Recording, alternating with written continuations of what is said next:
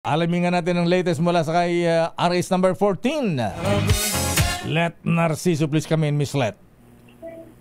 Lakay, kahit tapos na ang halalan, tuloy pa rin ang pagbabantay ng Department of Information and Communications Technology kontra fake news sa pamagitan ng binuong 24/7 Threat Monitoring Center. Ayon kay DICT Assistant Secretary Renato Paraiso, marami ng aktual na banta ang kanilang natukoy at naharang mula nang simulan ang monitoring. Inaasahan niya ng DICT na mas titindi pa ang pagkalat ng disinformation ngayong tapos na ang botohan, lalo na sa tinatawag nilang critical moment mula sa canvassing hanggang sa proklamasyon ng mga nanalo. Sabi ni Paraiso, posibleng gamitin ang disinformation para atakehin ang resulta ng halalan, questionin ang pagkapanalo ng ilang kandidato at sabihing may daya ang naganap o walang integridad ang mga voting machine at ang proseso mismo ng eleksyon. Lakay?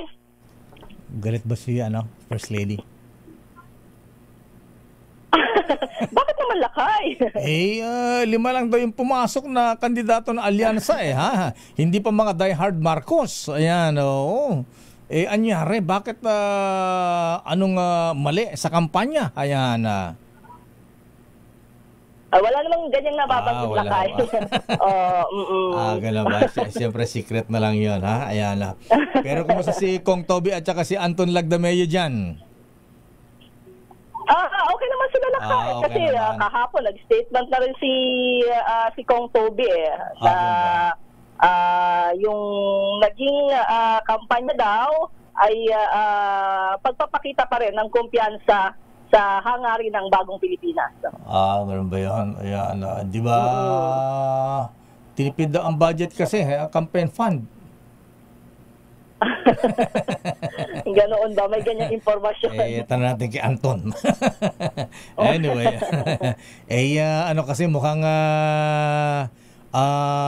naging negative din yung nangyari kay Manang Aimee at saka kay Camille Villar, di ba?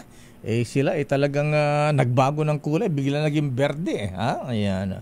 Anyway, so ano is schedule? Wala kayo, yun yung mga ayan.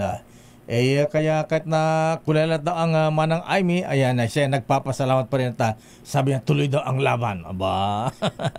Okay, so ano is schedule ng Paulo Marcos ngayong araw ng anong araw ba ngayon? Miyerkules, Miss Let. Miyerkules na lakay. Tinatanong nga natin pero wala pang abiso ang Malacanang lakay kung anong schedule ni Presidente para ngayong araw. Ayan, di ba ipapatawag yung mga nanalo na dyan? Ayan, ma-congratulate.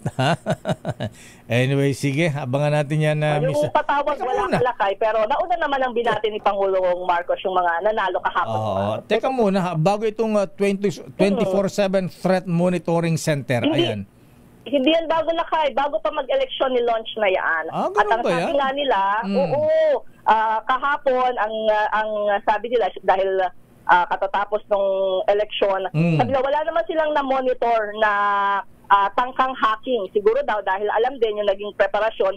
So, patunay na naging epektibo yung paghahanda at technical procedures ng COMELEC. Ayan. So, itutuloy pa rin yan. Ayan. Ano ba yung mga...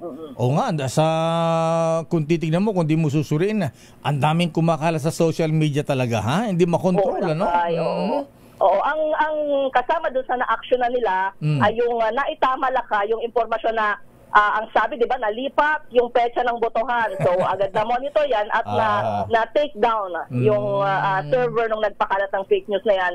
At maging yung mga nagpakalat ng mga deepfake laban sa mga kandidato. Ayan, paano yan? Sinong head ng nitong Threat Monitoring Center na ito, Miss Let? DICT lakay. DICT. DICT at syempre kasama dyan ang Cybercrime Investigation and Coordinating Center. Magkakasama yan, COMELEC, PNP, AFP. Ayan. At maging ang Presidential Communications Office. Sinong chief ng PCO? Si Secretary J. Ruiz lakay. Anong pangalan? Secretary J. Ruiz. J. Ruiz pala. Okay. Hindi natin naririnig kasi. Ayan. So, abangan natin yan. Kasama ba ang mga taga-Nika rito at saka ISAP na Miss Let? Lakay, ito ay lahat ng kaukulang ahensya na pwedeng tumulong. Okay, sige, abangan natin. Tama, talagang dapat tutukan natin kailangan nito lakay. Secretary Ivan Uy. Ayan. Hindi na si Secretary Ivan Lakay. Sino? Sino Henry Aguda Lakay. Secretary Aguda. Ayan. O nga pala, wala nga palang ginawa yung Ivan Oy, kaya tinanggal, ano? Ayan. Dapat talaga tutukan yung grabing, deep fake mga misinformation ngayon, Miss Let. Okay? At ito ang Lakay kagandahan kapag yung namumuno Lakay ay galing doon sa industriya mismo. Kasi talaga to si Secretary Aguda. Ayan. Bagamat galing sa private sector, linya niya ito. Magaling sa magaling sa hacking. Yes. Teki. Teki talaga. Yan makailangan natin. Ayan. Si Ivan. Kinukwento nga nung asset niya kahapon doon sa Bagong Pilipinas na mukhang hindi daw natulog kasi hating gabi, madaling araw. Kinukumusta sila, kumusta yung ating monitoring, ganyan. Parang si Comelec Chairman George Garcia, Ayan, walang tulugan. Ayan, tulog manok. Grabe si Chairman.